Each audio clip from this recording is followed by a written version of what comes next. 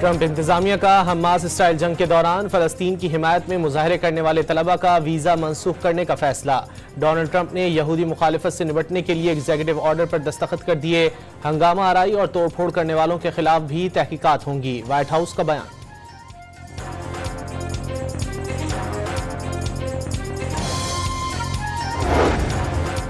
अमरीकी सदर का गैर कानूनी तारकीन वतन को गुआंतानामो बे जेल भेजने का मंसूबा।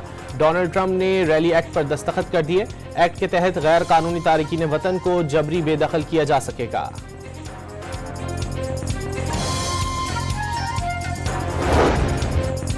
गजा जंगबंदी मुआहदे के तहत हमास 3 इसराइलियों समेत 8 कैदियों को आज आजाद करेगी।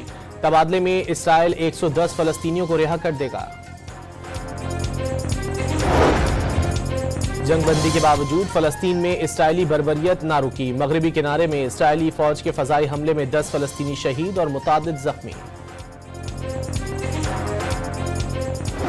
I would be surprised if he,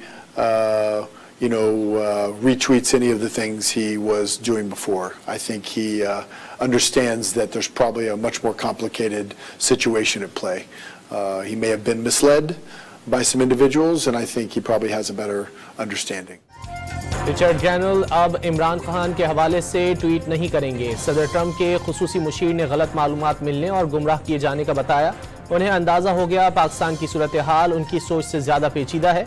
अमरीकी सरमायाकार वफ्द के सरबराह जेंट्री बैच की डॉन न्यूज के programme live with Adil Shahzeb में गुफ्तगू।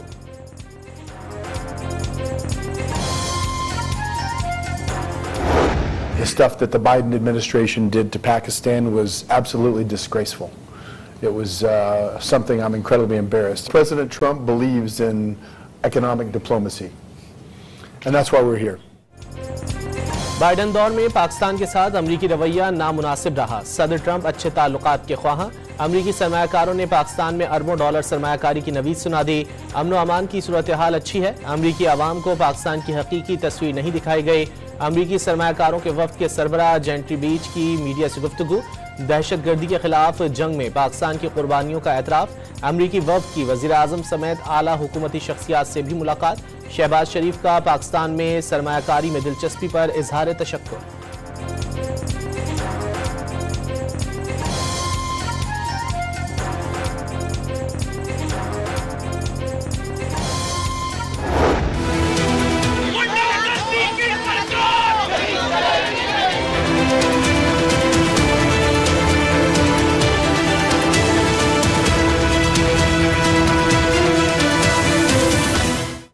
सहाफ़ियों के शदीद एहतजाज के बावजूद सदर मुमलिकत ने पैका तरमीमी बिल 2025 और डिजिटल नेशन पाकिस्तान बिल पर दस्तखत कर दिए। आसिफ अली जरदारी के दस्तखत के साथ ही पैका तरमीमी बिल 2025 कानून बन गया। 2 रोज पहले कौमी असम्बली और गुज़िश्ता रोज सेनेट ने बिल की मंजूरी दी थी।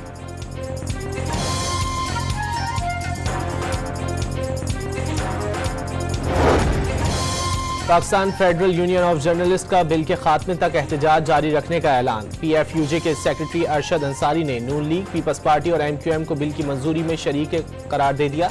लगता है हुकूमत और उसके इत्तेहादी किसी दबाव में है। सीनियर सहाफ़ी मजहर अब्बास ने पैका बिल पर सदर के दस्तखत अफसोसनाक करार दे दिए।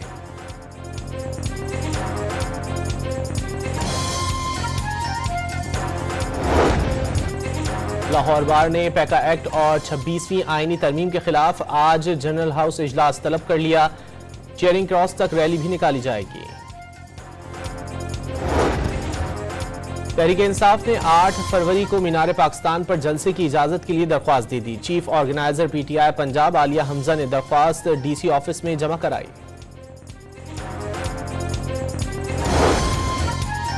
£190 मिलियन केस में मफरूर मलिक रियाज की वतन वापसी की कोशिशें। नैब ने FIA को खत लिख दिया। बहरिया टाउन के मालिक पर £190 मिलियन स्कैंडल में इश्तिहारी और मफरूर हैं। वापस लाने के लिए UAE हुकूमत से राब्ता किया जाए। इंटरपोल के जरिए वापसी के हंगामी इकदाम किए जाएं। खत का मतन।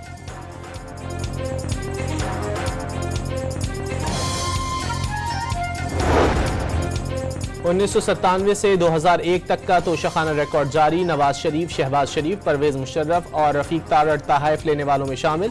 इससे पहले 2002 से मार्च 2023 तक का रिकॉर्ड जारी किया गया था।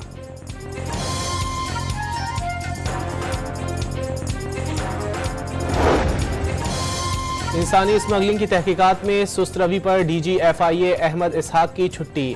IG खैबर पख्तूनख्वा अख्तर हयात गंडापुर को भी ओहदे से हटा दिया गया। जुल्फ़िकार हमीद नए IG तैनात।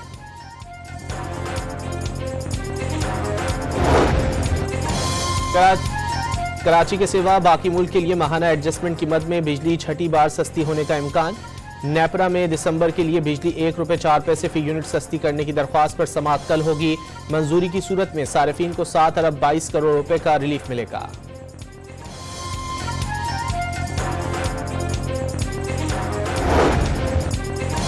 मुल्तान में LPG गैस बाउजर धमाके का एक और जख्मी चल बसा।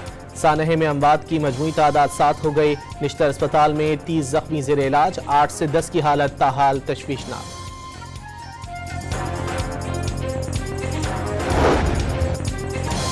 भारत के कुंभ मेले में भगदड़ मचने से हलाकतों की तादाद 40 हो गई। अमवात मजीद बढ़ने का खदशा, मुतासरा मकाम पर मजहबी रसूमात पर पाबंदी आयद। और ICC रैंकिंग में बाबर आजम 3 दर्जे तनज़्ज़ुली के बाद 19वें नंबर पर चले गए। मोहम्मद रिजवान का 2 दर्जे बेहतरी के बाद 15वां नंबर। इंग्लैंड के जो रूट की पहली पोजीशन बरकरार।